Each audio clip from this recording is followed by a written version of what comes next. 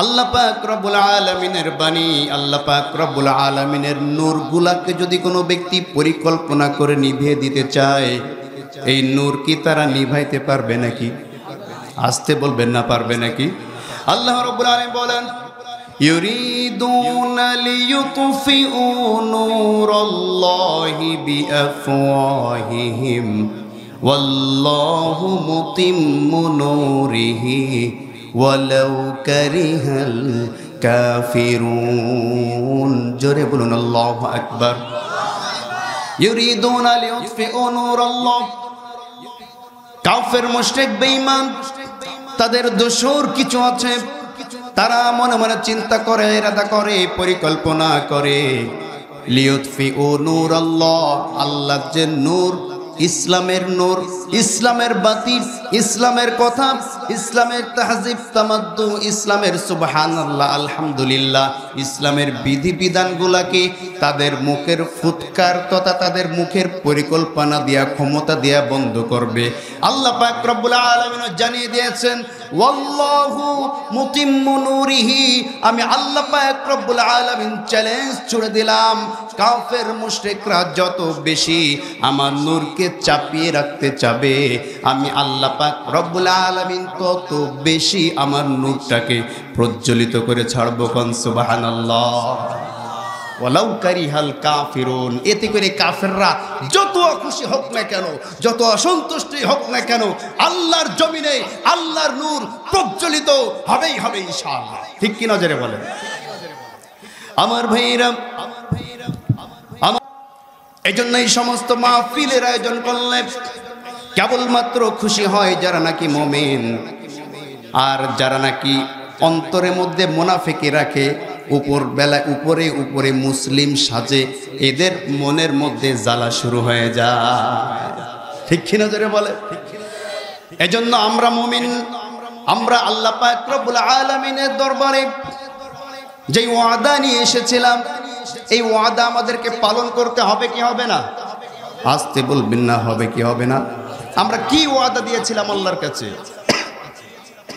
আল্লাহ পাক রব্বুল আলামিন এই পৃথিবীর বুকে আদম সন্তানকে যখন পাঠাবেন, তার অনেক অনেক আগে আমাদের কাছ থেকে ওয়াদা নিয়েছিলেন, আলাস্তু বিরাব্বিকুম, আমি কি তোমাদের প্রভু নয়? আমরা কি বলেছিলাম? আসতে বলবেন না, কি বলেছিলাম? আল্লাহ রাব্বুল আলামিন সে কথা কোরআনে জানিয়ে দিয়েছেন, ওয়া ইয আখাযা রাব্বুকা মিন বানি আদম মিন যুহুরিহিম ওয়া আশহাদুহুম আলাস্তু বিরাব্বিকুম ক্বালু বালা শাহিদনা। জোরে বলুন আল্লাহু আকবার। আল্লাহ রাব্বুল আলামিন হযরত আদম আলাইহিস সালামের পৃষ্ঠ দেশে হাত বুলিয়ে যত মানুষ কিয়ামত পর্যন্ত এই পৃথিবীর বুকে আসবে, সমস্ত মানুষদেরকে একত্রিত করে তিনি আমাদের কাছ থেকে যে ওয়াদাটা নিয়েছিলেন, সাক্ষ্য নিয়েছিলেন, আল্লাহ প্রশ্ন করেছিলেন, আলাস্তু বিরাব্বিকুম। ওই দিন আল্লাহ পাক রব্বুল আলামিনের সামনে সমস্ত মানুষ, মুসলিম, হিন্দু, খ্রিস্টান, হাজী সাহেব, পীর সাহেব, মুরিদগণ, যত প্রকার মানুষ এই পৃথিবীর বুকে আছে, সকলে এক বাক্যে উত্তর দিয়েছিল, ক্বালু বালা, অবশ্যই আপনি আমাদের প্রভু। আল্লাহ পাক বলছেন, শাহিদনা, তোমরা সাক্ষী থাকো, আমি আল্লাহ এই কথার সাক্ষী হয়ে গেলাম। কোন সুবহানাল্লাহ। আল্লাহর কাছে কৃত যে ওয়াদা আমরা করে এসেছি, এই ওয়াদার উপরেই আমাদেরকে অটল থাকতে হবে কিয়ামত পর্যন্ত। কোন পর্যন্ত? আসতে বলবেন না, কোন পর্যন্ত? আমার ভাইয়েরা, এই বিষয়ে আজকে আমার আলোচনা। আমরা আল্লাহর সাথে কি ওয়াদাটা করেছি আর দুনিয়ায় এসে করছিটা কি? ঠিক কি নজরে বলেন? আল্লাহ পাক রব্বুল আলামিনকে আমরা রব হিসাবে মেনে নিয়েছি। আমরা যখন মৃত্যু বরণ করব, ওই সময়ও কিন্তু আমাদেরকে সর্বপ্রথম কবরে যে প্রশ্নটা করা হবে, এই প্রশ্নটাও কিন্তু এই প্রশ্ন। ঠিক কি নজরে বলেন আমার ভাইয়েরা? আল্লাহর নবী সাল্লাল্লাহু আলাইহি ওয়াসাল্লাম বলেন, আদম সন্তান যখন মারা যায়, বানি আদম সন্তান যখন মারা যাওয়ার উপক্রম হয় মৃত্যুর সময় যখন তার সামনে চলে আসে, এই সময় মালাকুল মাউত তার সামনে উপস্থিত হয়ে যায়। মালাকুল মাউত যখন সামনে উপস্থিত হয়ে যায়, আদম সন্তান যদি মুমিন ব্যক্তি হয়, মুমিন বান্দা হয়, মালাকুল মাউত সামনে এসে যাওয়ার পরে দুনিয়ার সমস্ত পর্দা তার চোখের উপরে ফেলে দিয়া আসমানের সমস্ত পর্দা খুলে দেওয়া হয়। কোন সুবহানাল্লাহ। আপনারা খেয়াল করে দেখবেন, যারা নাকি ভালো মানুষ, যারা নাকি ইমানদার, তাদের মৃত্যুর সময় তার পাশে যদি আপনি থাকতে পারেন, তাকিয়ে দেখবেন উপর দিকে অনেকক্ষণ তাকিয়ে থাকে। ঠিক কি নজরে বলেন? অনেকক্ষণ দেখবেন উপর দিকে তাকিয়ে থাকে। আল্লাহর নবী বলেছেন, মালাকুল মাউত যখন ওই মুমিন বান্দা ইমানদার বান্দার পাশে এসে যায়, আসমানের সমস্ত পর্দা তার জন্য খুলে যায়, দুনিয়ার পর্দা চোখের উপর পড়ে যায়। আসমান থেকে জমিন পর্যন্ত এই মুমিন বান্দার চোখের দৃষ্টি সীমানা পর্যন্ত যতদূর যায়, ততদূর পর্যন্ত দুই পাশে ফেরেশতারা তাকে সম্ভাষণ জানানোর জন্য, দুই পাশে স্বাগত জানার জন্য লাইন দিয়ে দাঁড়িয়ে থাকে। কোন সুবহানাল্লাহ। সুন্দর সুন্দর উত্তম পোশাক পরিধান করে দুই পাশে জান্নাতি যেই ফেরেশতাগণ আছেন, এরা দুই পাশে স্বাগত জানানোর জন্য দাঁড়িয়ে যায়। এই অবস্থা দেখে ইমানদার খুশি হয়ে যান। সুবহানাল্লাহ পড়লেন না? ইমানদার খুশি হয়ে যায়।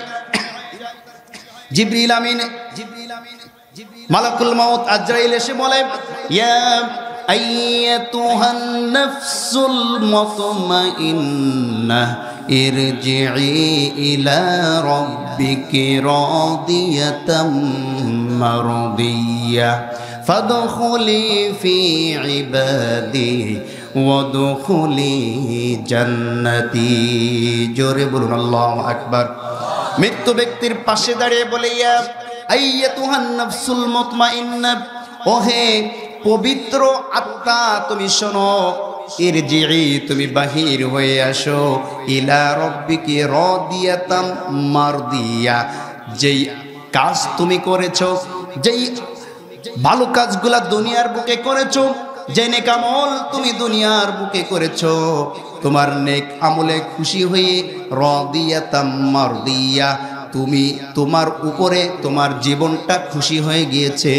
আর আল্লাহ পাক রব্বুল আলামিন তোমার উপর সন্তুষ্ট। আল্লাহ সন্তুষ্টি নিয়ে তুমি এই দেহ মোবারক থেকে বাহিরে চলে আসো। সুবহানাল্লাহ। আল্লাহর সন্তুষ্টি চিত্তে তুমি এই দুনিয়া ত্যাগ করো। তার কারণ দুনিয়ায় থাকতে তুমি এই যে ক্বালু রাব্বুনাল্লাহ, এই কথার উপর অটল থাকতে গিয়ে অনেক নির্যাতন সহ্য করতে হয়েছে। ঠিক কি নজরে বলেন? অনেক নিপীড়ন সহ্য করতে হয়েছে।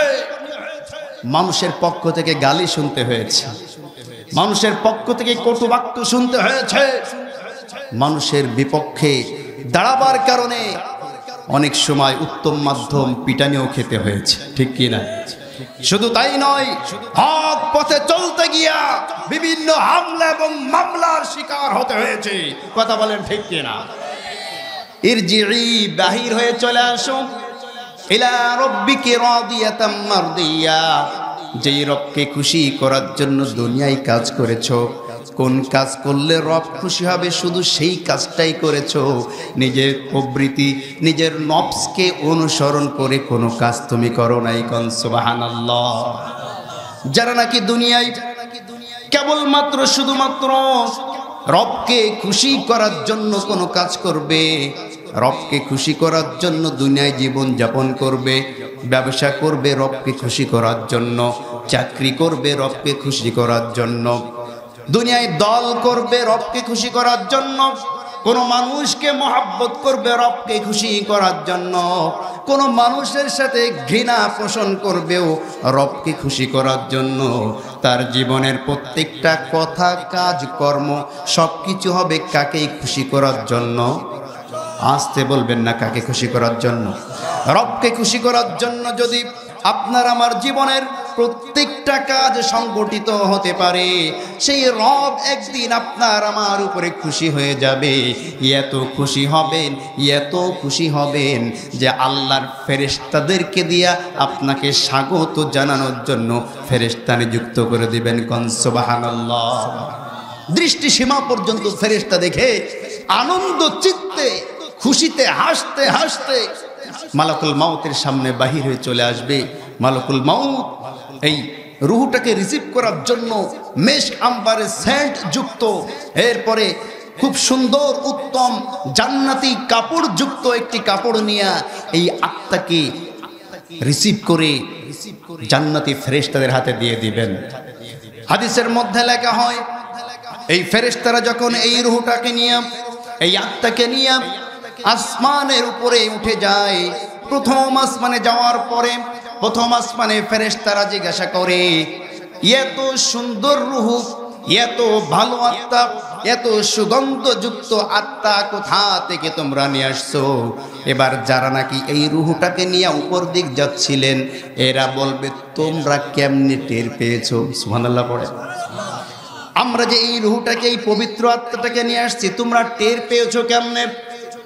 তখন ওই ফেরেশতার দল উত্তর দিবে, দুনিয়া থেকে যখন তাকে তোমরা বাহির করে নিয়ে এসেছিলে, এই আত্মার পবিত্রতার খুশবু সুগন্ধ আমরা আসমান থেকেই আগে থেকে পেয়ে গিয়েছি। কোন সুবহানাল্লাহ। কাকে নিয়ে আসছো? নামটা কি? এবার ফেরেশতার উত্তর দিবে, হাজা ফুলান ইবনে ফুলান, এ হচ্ছে আব্দুল্লাহর বেটা আব্দুল্লাহ, এর বাবার নাম আব্দুল্লাহ, এর দাদার নাম অমুক, এর 14 গোষ্ঠীর নাম অমুক। আপনার পরিচয়টা আপনার পুরা গোষ্ঠী সহকারে, পিতার নাম মাতার নাম সহকারে বর্ণনা করতে করতে আসমানের উপরে তুলে নেওয়া হবে। কোন সুবহানাল্লাহ। যখনই বলা হবে অমুকের পুত্র অমুকের লাশ এটা, অমুকের পুত্র অমুকের আত্মা এটা, উপস্থিত ফেরেশতা যারা থাকবে সকলে বলবে, তার উপরে আল্লাহর রহমত হোক, তার পিতার উপরেও আল্লাহর রহমত হোক, তার পরিবার পরিজন পৃথিবীতে যারা আছে তাদের প্রত্যেকের উপরেই আল্লাহর পক্ষ থেকে রহমত এবং বরকত নাজিল হয়ে যাক।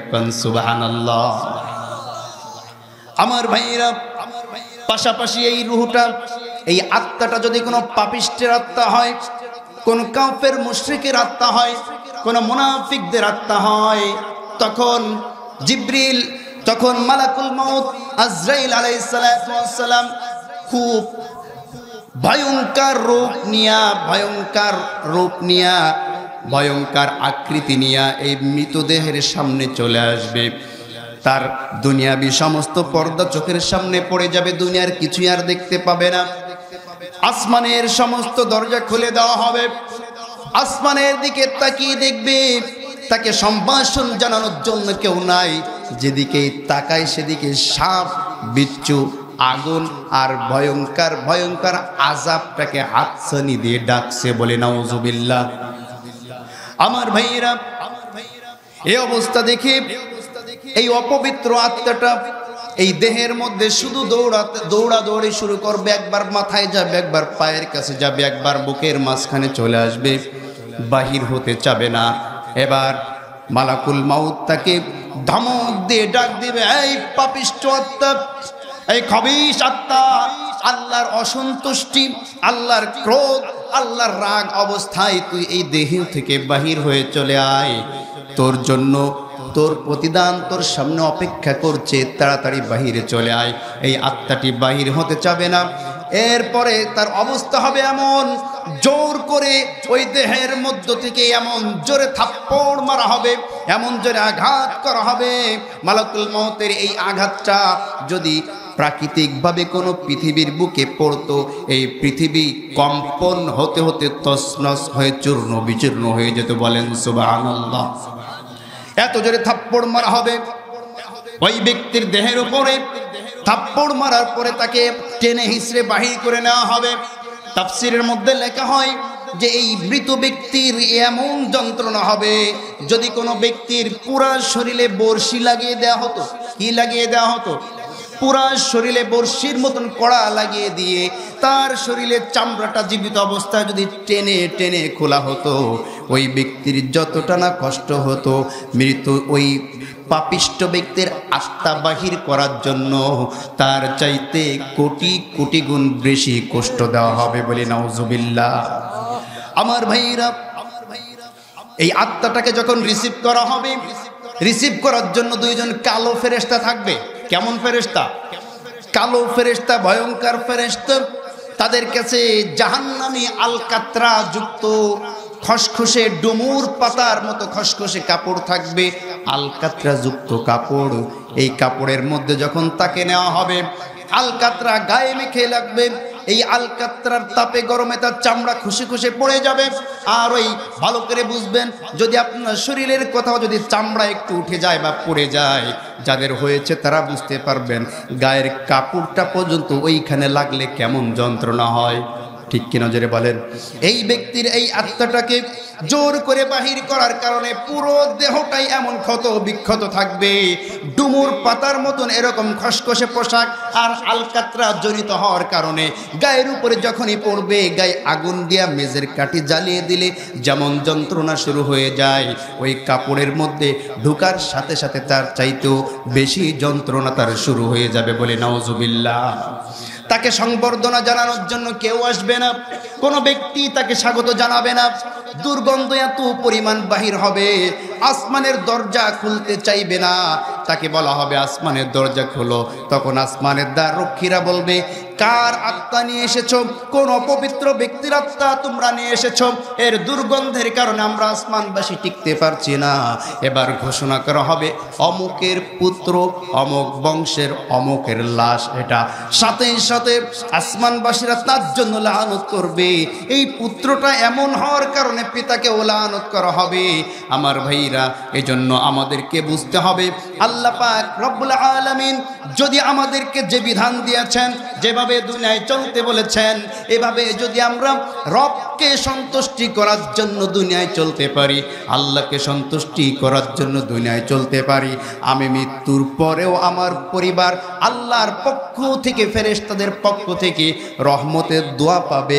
আর আমার কর্মকাণ্ড যদি নিকৃষ্ট হয়ে যায়, পাপিষ্ট হয়ে যায়, আমার কারণে মৃত্যুর পরেও আমার পিতামাতাকে রহমতের ফেরেশতা তো দূরের কথা, গজবের ফেরেশতারা লানত দিতে থাকবে বলি নাউজুবিল্লাহ।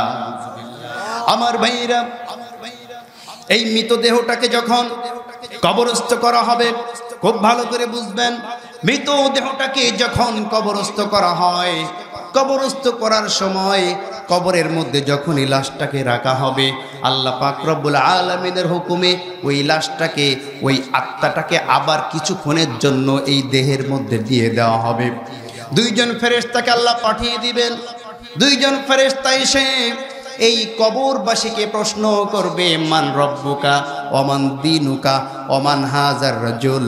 এরপরে চতুর্থ প্রশ্ন করবেন, কেমনে বিষয়গুলা জেনেছো? আল্লাহু আকবার বলেন। কয়টা প্রশ্ন হবে? চারটা। কয়টা প্রশ্ন? চারটা প্রশ্ন হবে কবরের মধ্যে। এক নম্বর যে প্রশ্ন করা হবে, মান রব্বুকা, তোমার রব কে ছিল? আমাদের রব কে?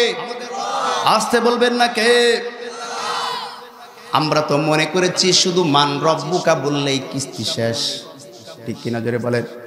কিন্তু আসলে মান রব্বুকা তাফসীরের মধ্যে লেখা হয়, মান রব্বুকা এর অর্থ হবে ছয়টা। কয়টা? আসতে বলবেন না কয়টা? মান রব্বুকা, তোমার রবকে সে যখন বলবে আল্লাহ, তখন তাকে আবার প্রশ্ন করা হবে, ঠিক আছে রব তোমার আল্লাহ বুঝলাম, ব্যক্তিগত জীবনে তোমার রব কে ছিল? সুবহানাল্লাহ বললেন না? তোমার ব্যক্তিগত জীবন যেটা ছিল, যে লাইফটা তুমি কাটিয়েছো, ব্যক্তিগত জীবন, এই ব্যক্তিগত জীবনে রবের অনুসরণ করে চলেছো কিনা? রবের হুকুম পালন করে চলেছো কিনা? ব্যক্তিগত জীবনটা রবকে খুশি করার জন্য কাটিয়েছো কিনা? জবাব দাও। আমরা কি জবাব দিতে পারবো? আসতে বলবেন না।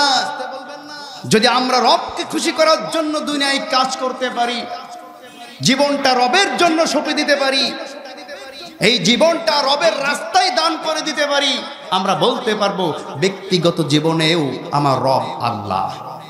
ঠিক কিনা যারা বলেন, ঠিক কিনা? আমার ভাইয়েরা, তারাই শুধু এই কথাটা বলতে পারবে যারা নাকি দুনিয়ার নাজ নেয়ামতের পিছনে ঘরে নাই, যারা দুনিয়ার ক্ষমতার পিছনে ঘরে নাই, যারা দুনিয়ার অর্থের পিছনে ঘরে নাই, যারা দুনিয়ার লোভ লালসার পিছনে ঘরে নাই, যারা নাকি কেবলমাত্র শুধুমাত্র প্রত্যেকটা কাজ করেছে আল্লাহকে সন্তুষ্টি করার জন্য, তারাই কেবলমাত্র বলতে পারবে আমার রব ব্যক্তিগতভাবেও ছিলেন, ব্যক্তিগত জীবনেও ছিলেন আল্লাহ। এবার প্রশ্ন করা হবে, মান রব্বুকা, তোমার রব কে তোমার পারিবারিক জীবনে? আল্লাহু আকবার পড়লেন না? মান রব্বুকা, তোমার রব কে তোমার পারিবারিক জীবনে? কে রব ছিল বলো? যদি কোনো ব্যক্তি নিজের দেহের মধ্যে রবের আইন পাশ করেছে, নিজের দেহের মধ্যে নিজের ব্যক্তিগত জীবনে রবকে অনুসরণ করেছে, কিন্তু পারিবারিকভাবে রবকে অনুসরণ করাইতে পারে নাই, নিজের পরিবারটা চলেছে উল্টা ভাবে, নিজের স্ত্রী চলেছে বেপরদায়, সন্তানটাকে ইসলামী কায়দায় শিক্ষা দেয় নাই, এইভাবে যদি কোনো ব্যক্তি তার পরিবারকে রবচাহি জিন্দেগিতে চালাইতে না পারে, পরিবারকেও যদি ইসলামিক পরিবার বানানোর জন্য চেষ্টা না করতে পারে, এই ব্যক্তি কিন্তু পারিবারিক জীবনে আমার রব আল্লাহ এই কথার উত্তর দিতে পারবে না। পারবে নাকি জোরে বলে? পারবে?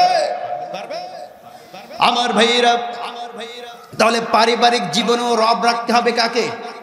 আসতে বলবেন না কাকে?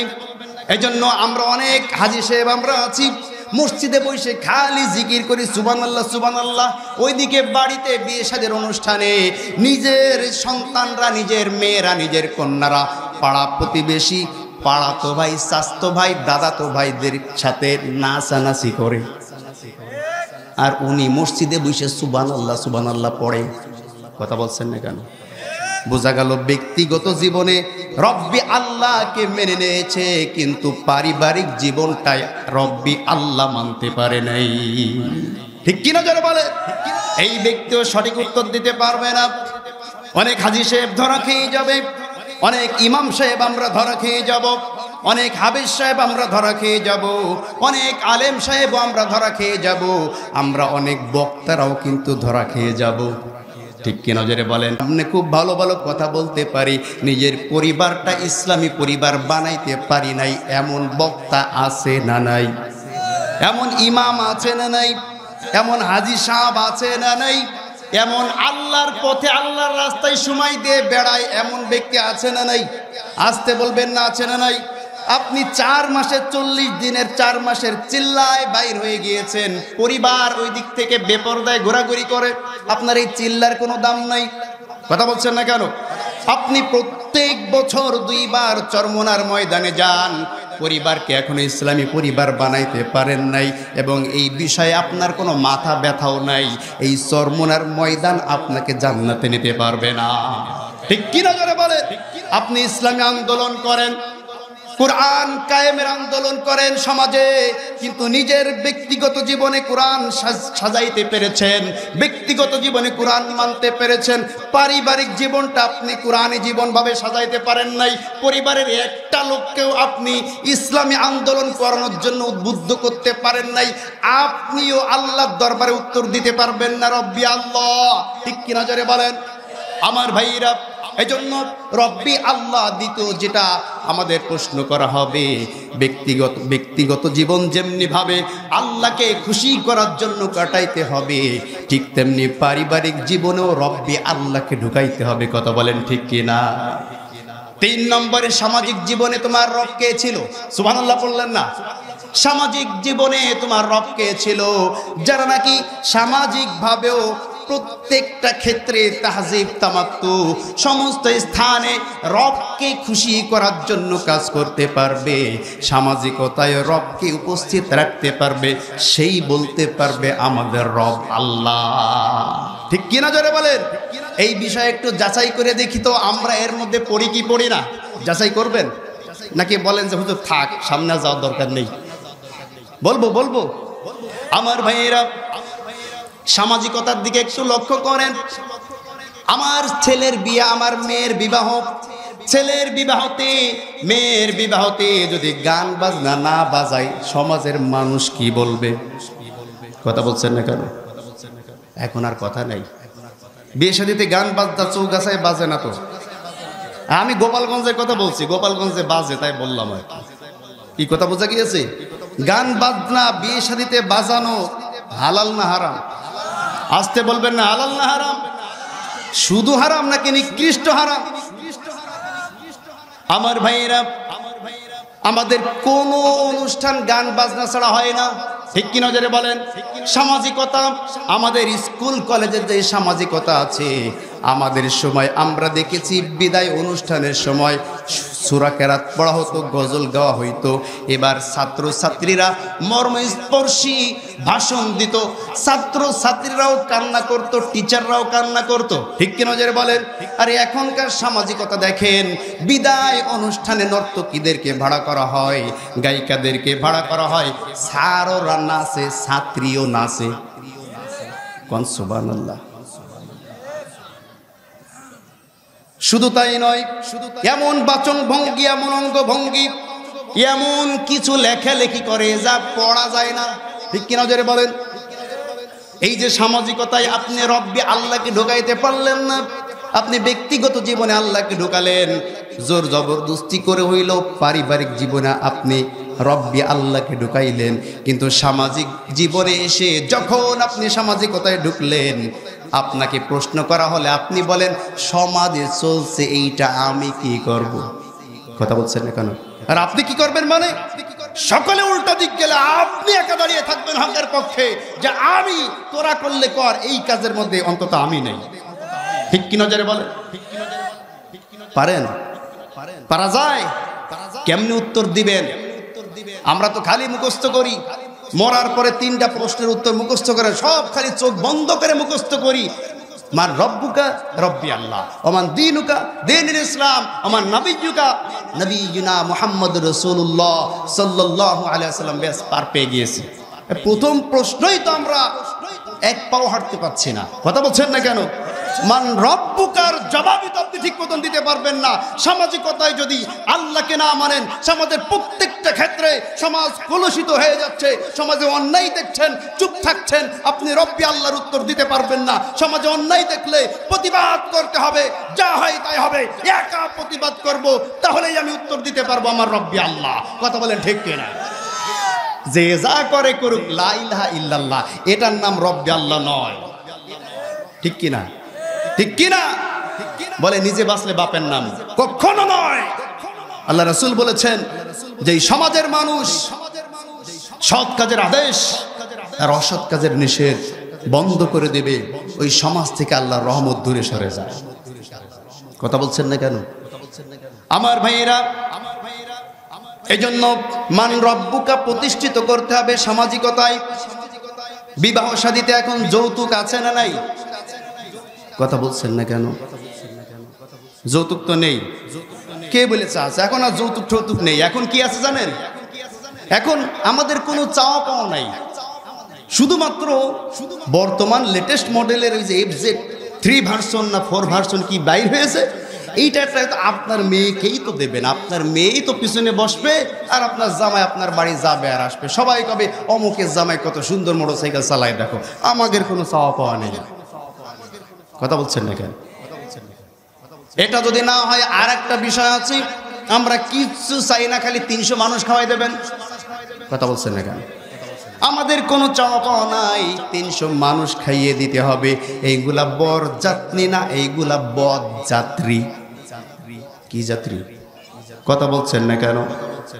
সামাজিকতা দেখেন, ইসলামী তাহজিব তামাদ্দুব, বিবাহ শাদীর নিয়ম হচ্ছে এমন, যে ব্যক্তি বিবাহ করবে সে ব্যক্তির উচিত হবে, ইসলামী নিয়ম হচ্ছে, সামাজিকতা হচ্ছে, তুমি বিবাহ করে নিয়ে এসেছো, বউটা বাড়িতে নিয়ে এসে তুমি নিজে ওলিমা করে এলাকার মানুষকে খেতে দিবে, ঠিক কিনা যেটা বলেন? কিন্তু আমরা কি করি? 14 গোষ্ঠী মিলে গিয়া মেয়ের বাড়িতে জম্মের খাওয়া খাই। কথা বলছেন না কেন? এই যে সামাজিকতায় আপনি রব্বি আল্লাহ মানতে পারলেন না, আমরা হুজুররাও অনেক সময় বলি সমাজ উল্টে গিয়েছে, আমরা কি করব? কথা বলছেন না কেন? আমরা হুজুররা বোধহয় ধরা খাবো না, কথা কন না কেন? অনেকেই আজকে মেজাজ খারাপ হয়ে গেছে, তাই না? মেজাজ খারাপ হইলেও কয়ে থুয়ে যাব, সুযোগ যখন পাইছি। আমার তো আর চাকরি যাওয়ার ভয় নাই, আছে নাকি? কথা বলছেন না কেন? সুযোগ পাইছি কয়ে থুয়ে যাব, যা আছে কপাল। আমার ভাইয়েরা, তাহলে সামাজিকতাই আমাদেরকে মানতে হবে কাকে? আসতে বলবেন না, রব্বি আল্লাহ, আমাদের রব আল্লাহ সামাজিকতায়। এবার আল্লাহ পাক রব্বুল আলামিনের পক্ষ থেকে ফেরেশতারা প্রশ্ন করবেন, মান রব্বুকা, তোমার রব কে? তোমার রাষ্ট্রীয় জীবনে, কোন জীবনে? কথা বলছেন না কেন? তোমার রাষ্ট্রীয় জীবনে তোমার রব কাকে মেনেছো? বলেন তো, এই উত্তর আমরা কি দেব? কথা বলেন। রাষ্ট্রীয় জীবনে আপনি কাকে প্রভু মেনেছেন? রাষ্ট্রীয় জীবনে আপনি কার আইন মেনেছেন? রাষ্ট্রীয় জীবনে আপনি কার কাছে মাথা নত করে দিয়েছেন? রাষ্ট্রীয় জীবনে আপনি কোথায় ইসলামটাকে প্রতিষ্ঠিত করার জন্য কাজ করেছেন? এই প্রশ্ন যখন আপনাকে আমাকে করা হবে, কি জবাব আমরা দিব? কথা বলছেন না কেন? কোনো জবাব কি আমরা দিতে পারবো নাকি? তাইলে প্রথম প্রশ্ন, মান রব্বুকা, তোমার রবকে? প্রথম প্রশ্নেই ধরা, খেয়েছি কি খাই নাই? আসতে বলবে না, খেয়েছি কি খাই নাই? আমার ভাইয়েরা, এই জন্য আল্লাহ পাক রব্বুল আলামিন এখানে বলেছেন, ইন্নাল্লাযীনা ক্বালু রব্বুনাল্লাহু সুম্মা ইসতাকামু তাতানাজ্জালু আলাইহিমুল মালাইকা আল্লা তাখাফু ওয়া লা তাহজানু ওয়া আবশিরু বিল জান্নাতিল্লাতী কুনতুম তুআদুন। জোরে বলুন আল্লাহু আকবার।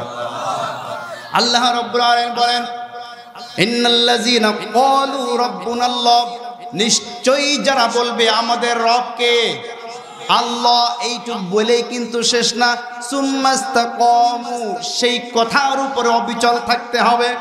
ঠিক কিনা জোরে বলেন। মান রব্বুকা, তোমাদের রবকে? সুম্মাস্তাকামুর দিকে তাকান, আপনি অবিচল ছিলেন কিনা? সুবহানাল্লাহ বললেন না?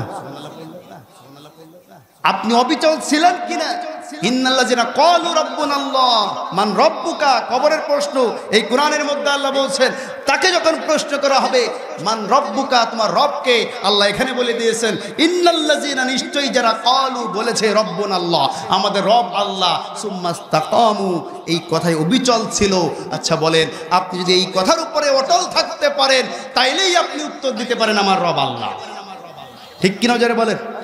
আমার ভাইয়েরা, ইন্নাল্লাযীনা ক্বালু রাব্বুনা আল্লাহ, এর উপর অবিচল থাকতে পেরেছিল যারা, তাদের কথাই যদি এখন বলতে চাই, তারা হচ্ছে এই জমিদের উপরে যারা নির্যাতন স্বীকার করে, নিপীড়ন স্বীকার করে, বাতিলের সামনে মাথা নত না করে দিয়া নিজেদের জীবনটা এই রাস্তায় দিতে পেরেছে, তারাই হচ্ছে সুম্মাস্তাকামু। জোরে বলেন আল্লাহু আকবার। আমার ভাইয়েরা, ইন্নাল্লাযীনা ক্বালু রাব্বুনা, আল্লাহর উপরে টিকে ছিলেন বেলাল রাদিয়াল্লাহু তাআলা আনহু। সুবহানাল্লাহ পড়েন। বেলাল রাদিয়াল্লাহু তাআলা আনহু যখন বলেছিলেন আমার রবকে, আসতে বলবেন না আমার রবকে। উমাইয়া তখন বেলালকে এমন এমন নির্যাতন করেছিল। আমার ভাইয়েরা, ইতিহাসের পাতায় আপনি যখন এইগুলা ইতিহাস নিয়ে পড়তে যাবেন, আপনি ইমানদার হলে চোখের পানি ধরে রাখতে পারবেন না। ঠিক কেন জোরে বলেন। একটুখানি চিন্তা করেন, সামান্য যদি 43 ডিগ্রি গরম পার হয়ে যায় বাংলাদেশে, 50 ডিগ্রির কাছাকাছি যদি চলে যায়, ফ্যান চালাইলেও শরীরের মধ্যে চিটপিট করে। ঠিক কিনা জোরে বলেন। আমার ভাইরা, কিন্তু সৌদি আরবের তাপমাত্রা এত বেশি, এই বেশি তাপমাত্রার কারণে বালুর উপরে এত তাপ পড়ে যে বালুর উপরে যদি কোনো মানুষের দেহের কোনো অংশ রাখা হয়, সাথে সাথে ফোসকা পড়ে যায়। এই উত্তপ্ত বালুর উপরে উপর করে পাথর চাপা দিয়া বেলাল রাদিয়াল্লাহু তাআলা আনহুকে রেখে দেওয়া হতো, আর বলা হতো, বল ইসলাম ছাড়বি কিনা? বেলাল বলতো, ক্বালু রব্বুনাল্লাহ। আল্লাহু আকবার বলেন। আমার ভাইরা, উমাইয়া যখন দেখলো এত উত্তপ্ত রক্ত বালুর উপরে রাখার পরও বেলাল এখনো বলছে রব্বুনাল্লাহ, আমাদের রব হচ্ছেন আল্লাহ। তখন গরম আরো বাড়িয়ে দেওয়ার জন্য শিক কাবাব পোড়ানো খেয়েছেন আপনারা? শিক কাবাব পোড়ায় দেখেছেন? কাবাব পোড়ানো দেখেছেন? নিচে দিয়ে আগুন জ্বালিয়ে দেয়, উপরে লোহার শিক ঢুকিয়ে দিয়ে ওর উপরে ওই যে গোশত রেখে দেয়, দেখেছেন না? আমার ভাইয়েরা, এরকম ভাবে নিচে আগুন জ্বালিয়ে দেওয়া হতো, লোহার রডগুলাকে সামনে বিছায়া দিয়া বেলাল রাদিয়াল্লাহু আনহুকে এভাবে চিৎ করে এমন ভাবে তাকে রেখে দেওয়া হতো, এই লোহার শিকগুলা লম্বা লম্বা রডগুলা তার দেহের মধ্যে ঢুকে যেত। এরপরে যখন প্রশ্ন করা হতো, বল ইসলাম ছাড়বি কিনা, বেলাল তখন বলতেন কলু রব্বুনাল্লাহ, আমাদের রব হচ্ছেন আল্লাহ। সুবহানাল্লাহ পড়েন। আল্লাহ রাসূলকে সাহাবায়ে কেরাম আরজ করেছিলেন, ইয়া রাসূলুল্লাহি, আপনি আমাকে এমন একটা কাজ দিয়ে দেন, এমন একটা কথা শিখাইয়া দেন যেটা আমার সারা জীবনের জন্য যথেষ্ট। সুবহানাল্লাহ পড়েন।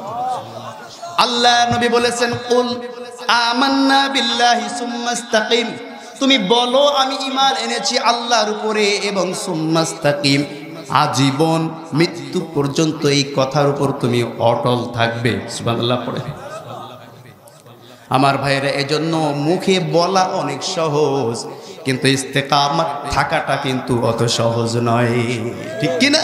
আমরা মুখে অনেক বড় বড় ইসলামের কথা বলতে পারি, ইসলাম একদিনেই কায়েম করে ফেলবো, এ করব তা করব, ছিঁড়ে ফেলবো, অথচ পরিবারে গিয়ে দেখা যাচ্ছে কোনো ইসলাম নাই। তার নিজের সামাজিকতায় গিয়ে দেখা যাচ্ছে কোনো ইসলাম নাই। ব্যবসা বাণিজ্য করে সেইখানেও কোনো ইসলাম নাই। কথা বলছেন না কেন? রাজনীতি করে সেইখানেও কোনো ইসলাম নাই। আবার মুখে মুখে ইসলাম প্রতিষ্ঠিত করে ফেলছে। শুধু মুখে বলার নাম ইসলাম প্রতিষ্ঠিত নয়, সুম্মাস্তাকামু, অটল থাকতে হবে। যারা নাকি অটল থাকতে পারবে, আল্লাহ পাক রব্বুল আলামিন বলেন, তাতানাজ্জালু আলাইহিমুল মালাইকাতু আল্লা তাখাফু ওয়া লা তাহজানু ওয়া আবশিরু বিল জান্নাতিল্লাতী কুনতুম তুআদুন। জোরে বলুন আল্লাহু আকবার। যারা নাকি বলবে ইন্নাল্লাযিনা ক্বালু, যারা নাকি বলবে রব্বুনাল্লাহ, আমাদের রব হচ্ছেন আল্লাহ, সুম্মা ইসতাকামু, এবং এই কথার উপর ইস্তেকামত থাকতে পারবে, মৃত্যুর সময় তাতানাজ্জালু আলাইহিমুল মালাইকা, আল্লাহর পক্ষ থেকে অগণিত ফেরেশতা তাকে সম্ভাষণ দেওয়ার জন্য দাঁড়িয়ে যাবে। কোন সুবহানাল্লাহ। এরপরে তাকে বলা হবে, আল্লাহ তাখাফু ওয়া লা তাহজানু, ও আমার বান্দা, দুনিয়ায় তুমি আমি রবকে রব হিসেবে স্বীকার করে নিয়েছো। ব্যক্তিগত জীবন, পারিবারিক জীবন, সামাজিক জীবন, রাজনৈতিক জীবন, রাষ্ট্রীয় জীবন, সমস্ত ক্ষেত্রে আমি আল্লাহকে রব মেনে সুম্মাস্তাকামু, তার উপর অটল থেকেছো। মনে রাখবে ও মুসলমান, মনে রাখবে, তোমাদের দুনিয়ায় যতদিন জীবিত ছিলা ঈমান হারাবার কোনো ভয় নেই। সুবহানাল্লাহ পড়েন। কোনো ভয় নেই যে তুমি ঈমান হারা হয়ে মৃত্যুবরণ করবে, না। যারা ইস্তেকামত থাকতে পারবে তাদের ঈমানটাকে আল্লাহ দৃঢ় করে দেবে। কোন সুবহানাল্লাহ। আমার ভাইয়েরা, ফালা খাউফুন আলাইহিম, দুনিয়াতে তোমার যেমন কোনো ভয় ছিল না, এই যে আখিরাতে চলে এসেছো, ওয়ালা হুম ইয়াহজানুন, এই আখিরাতেও তোমার কোনো চিন্তা নাই। তাকায় দেখো, আমার পক্ষ থেকে হাজার হাজার লক্ষ লক্ষ কোটি কোটি ফেরেশতা তোমাকে স্বাগত জানায়। কোন সুবহানাল্লাহ। এরপর আল্লাহ পাক রব্বুল আলামিন ঘোষণা দিচ্ছেন, ওয়া আবশিরু বিল জান্নাহ। সুবহানাল্লাহ পড়েন। দুনিয়ায় থাকতে আমি আল্লাহকে রব হিসেবে মেনে নিয়েছ, নির্যাতন সহ্য করে হলেও তার উপর অটল থেকেছ, দুনিয়ার নাজ নিয়ামতকে তুচ্ছ মনে করেও আমি আল্লাহ রব এটার উপর অটল থেকেছ, দুনিয়ার রাজনৈতিক কোণঠাসা হয়েছ, এরপরেও আমি আল্লাহ রব এর উপর অটল থেকেছ, সামাজিক জীবনে কোণঠাসা হয়েছ, এরপরেও আমি আল্লাহ রব বলে স্বীকার করে নিয়েছ, পারিবারিক জীবনে ইসলাম মানতে গিয়া বউয়ের কাছে মুখ ঝামটি শুনেছ, সন্তানের কাছে মুখ ঝামটি শুনেছ, ভাইয়ের কাছে মুখ ঝামটি শুনেছ, পিতার কাছে মুখ ঝামটি শুনেছ, এরপরেও আমি রব যে আল্লাহ এটার উপরে ইস্তেকামত থেকেছ, এই অবস্থায় মৃত্যুবরণ করেছ, কোনো ভয় নাই। আবশিরু বিল জান্নাহ, তুমি এখন জান্নাতের সুসংবাদ গ্রহণ করো। কুনতুম তুআদুন, যার ওয়াদা দুনিয়ায় থাকতে আমি তোমাদেরকে দিয়েছি। আল্লাহ, কুনতুম তুআদুন, তোমাদেরকে যে ওয়াদা করেছিলাম আমি, এই ওয়াদা এখন পূরণ হওয়ার সময়। ও বান্দা, আসো আসো আমার কাছে আসো, হাতছানি দিয়ে ডাকছি তোমায়, আসো আমার জান্নাতে। আহলান সাহলান মারহাবান, বলেন আল্লাহু আকবার। এজন্য ইন্নাল্লাযীনা ক্বালু রাব্বুনাল্লাহ, যারা নাকি বলবে আমাদের রব আল্লাহ, সুম্মা ইসতাকামু, প্রত্যেকটা ক্ষেত্রে জীবনে যত দিন জীবিত থাকবে, যত বাধাই আসুক বিপদ আসুক, তারা বলবে সুম্মা ইসতাকামু, তারা ইস্তেকামাত থাকবে। আল্লাহ পাক রব্বুল আলামিন তাদের জন্য সুসংবাদ দিয়েছেন। সুবহানাল্লাহ পড়লেন না? আল্লাহ নিজে সুসংবাদ দিচ্ছেন। কে সুসংবাদ দিচ্ছেন? আহা, আমরা বুঝলাম না, মুসলমান বুঝছে না। আমার ভাইরা, আমি প্রায় বলি, হঠাৎ করে যদি আপনি দেখতে পান, আমি দেখতে পাই, বুঝতে পাই, বঙ্গভবন থেকে আমাদের বাড়িতে একটা চিঠি এসেছে। কি এসেছে? আসতে বলবেন না? বঙ্গভবন থেকে একটা চিঠি আপনার আমার বাড়িতে এসেছে। এই চিঠিটা আসার সাথে সাথে আপনি দেখলেন যে বঙ্গভবন থেকে যে চিঠিটা এসেছে, এই চিঠিটা এসেছে স্বয়ং প্রধানমন্ত্রী শেখ হাসিনার কাছ থেকে। কার কাছ থেকে? আপনি যদি শেখ হাসিনার কর্মী হন, আওয়ামী লীগের কর্মী যদি হয়ে থাকেন, আর এই শেখ হাসিনার চিঠিটা যদি আপনার হাতে পড়ে, বলেন তো পাওয়ার সাথে 5টা ফাল মারবেন কিনা? আসতে বলছেন না কেন? আপনি তো আওয়ামী লীগের কর্মী না, আপনি মারবেন কেমনে? যারা আওয়ামী লীগ করে তারা লাভ হবে, ঠিক কিনা? যারা নাকি আওয়ামী লীগ করে, শেখ হাসিনার চিঠি পাওয়ার সাথে সাথে 3টা ফাল মারবে। খাইছেন আমাদের প্রধানমন্ত্রীর চিঠি যদি পড়তে পারে, পিয়নকে সই করার আগে সিঁড়ে আগে বাইর করে পড়া শুরু করবে, ঠিক কিনা? যারা বলেন আমার ভাইয়েরা, যদি পড়তে না পারে, পাশের বাড়ি কোনো মাস্টার যদি থাকে অথবা স্কুল কলেজের কোনো বাচ্চা থাকে, দৌড় মেরে তার কাছে গিয়া পড়বে, বাবাজি বা ভাই এই চিঠিটা আমাকে পড়ে দাও। কোন বার্তা প্রধানমন্ত্রী আমাকে দিল, নাকি প্রধানমন্ত্রী কোনো ধমক আমাকে দিল, নাকি আমাকে স্বাগত জানাইলো, নাকি কোনো পুরস্কার পাবো, একটু পড়ে শোনাও। কথা বলেন ঠিক কিনা? আমার ভাইয়েরা, আমরাও আল্লাহ পাক রব্বুল আলামিনের গোলাম বলে দাবি করি, আমরা মুসলমান হিসাবে নিজেদেরকে দাবি করি। সে আল্লাহর তরফ থেকে আপনার আমার দুয়ারে, আপনার আমার ঘরে একটা চিঠি আল্লাহ পাক রব্বুল আলামিন পাঠিয়েছিলেন। কিন্তু কপাল পোড়া মুসলমান আমরা, নিজে তো পড়তে পারলামই না, সৌভাগ্য আমাদের হলো না। যারা নাকি পড়তে জানে, পড়তে জানার কারণে তারা আপনার দুয়ারে এসে এসে পড়া শুনিয়েছে। ওয়াজ মাহফিলের মাধ্যমে কোরআন শোনানো হয়, জুমার আলোচনার মাধ্যমে কোরআন শোনানো হয়, তাবলিগি বয়ানের মাধ্যমে কোরআন শোনানো হয়, ইসলামী আন্দোলনের কর্মীদের মাধ্যমে কোরআন শোনানো হয়, চরমনায়ের দরবারের মাধ্যমে কোরআন শোনানো হয়। আমার ভাইয়েরা, সবখানে কোরআন শোনানো হয়। এই কোরআন শোনানোর আয়োজন করার পরেও, সুযোগ থাকার পরেও, আল্লাহ চিঠি পড়ার, জানার, মানার চান্স থাকার পরেও কপাল পোড়া মুসলমান আমরা, আল্লাহ চিঠিটি আমাদেরকে কি দিল এইটা আমরা জানতে পারলাম না। ঠিক কিনা যারা বলেন? আমাদের চাইতে কপাল পোড়ার কেউ আছে নাকি? আসতে বলবেন না? আমার ভাইয়েরা, এজন্য যদি আমাদেরকে সঠিকভাবে ইসলাম পালন করতে হয়, আমাদের উপরে বাধা আসতে পারে, আমাদের উপরে হামলা আসতে পারে, আমাদের উপর মামলা আসতে পারে।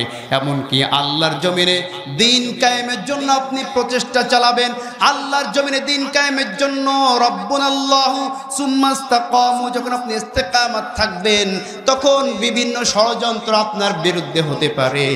বেলালের মতো কঠিন আযাব যদি ভোগ করতে হয়, দাঁতের মাড়ি দিয়া আল্লাহর কোরআনের কথাগুলাকে আঁকড়ে ধরতে হবে। ইসলাম থেকে এক বিন্দু পরিমাণ সরে যাওয়া যাবে না। রাজি আছেন সবাই? রাজা আছেন? কারা কারা হাত তুলে আল্লাহকে দেখে দেন। লিল্লাহি তাকবীর। আল্লাহ কবুল করুন, বলেন আমিন। আমার ভাইয়েরা, তাহলে কবরের প্রথম প্রশ্নটা কি? ভুলে গেছেন? উত্তর তো আমরা দিতে পারবো নাকি? হ্যাঁ, একটু চিন্তা করেন তো, উত্তর দিতে পারবেন তো? আমার ভাইরা, জীবনে প্রত্যেকটা ক্ষেত্রে মান রব্বুকা ঢুকাইতে হবে, অমান দিনুকা। প্রশ্ন করা হবে, কোন দিনের উপরে তুমি ছিলা, কোন পথের উপরে তুমি ছিলা, কাদেরকে অনুসরণ করে চলেছ? যারা নাকি ইসলামকে অনুসরণ করে চলেছে, ইসলামকে দিন হিসাবে মেনে নিয়েছে, তারাই শুধু বলতে পারবে যে আমাদের দিন ছিল ইসলাম। ঠিক কি নজরে বলেন? কিন্তু যারা নাকি লেনিন, কার্ল মার্কস, বিভিন্ন সমাজনীতি, অর্থনীতি, এই নীতি সেই নীতি, বিভিন্ন নীতিকে অনুসরণ করে চলেছে, বিভিন্ন নেতাকে অনুসরণ করেছে, ইতিহাস থেকে কোনো শিক্ষা নেয় নাই, শুধুমাত্র বাস্তব জীবনের উপরে চলাফেরা করেছে, তারা কখনোই বলতে পারবে না যে আমাদের দিন হচ্ছে ইসলাম। এজন্য আমাদেরকে ইতিহাস থেকে শিক্ষা নিতে হবে। ফেরাউনকে আল্লাহ কেন নীল নদের চুবায়া চুবায়া মেরেছিলেন? নমরুদকে আল্লাহ কেমনে হত্যা করেছিলেন? কোন অপরাধের কারণে? আবু জেহেল, আবুল হাবকে কেন ছোট্ট ছোট্ট বাচ্চা দিয়ে আল্লাহ হত্যা করেছিলেন? কোন অপরাধের কারণে? ইতিহাস থেকে আমাদেরকে সাক্ষী নিতে হবে। ঠিক কিনা জোরে বলেন? কিন্তু আমরা ইতিহাস থেকে সাক্ষী নিতে চাই না, ইতিহাস পড়তে চাই না, আল্লাহ চিঠি পড়তে চাই না। এটার মধ্যেও ইতিহাস, ফেরাউনের ইতিহাস, নমরুদের ইতিহাস আছে। আছে কিনা জোরে বলেন? আসতে বলবেন না, আছে কিনা? তুমি ইতিহাস পড়ে দেখো, আমান কারণ নমরুদেরা কেন অপমানিত। তুমি ইতিহাসে চোখ রাখো, আবু জেহেল, উতবা, সাইবা কেন অপমানিত। তুমি ইতিহাস পড়ে দেখো, আমান কারণ নমরুদেরা কেন অপমানিত। তুমি ইতিহাসে চোখ রাখো, আবু জেহেল, উতবা, সাইবা কেন অপমানিত। তুমি কোরআন পড়ে দেখো, ফেরাউনের লাশটা কেন আজও আছে অক্ষত। যদি তোমাদের চলন, তোমার বলন তাদেরই মতো হয়, তবে তোমারও তেমন পরিণতি হবে, জেনে রেখো নিশ্চয়।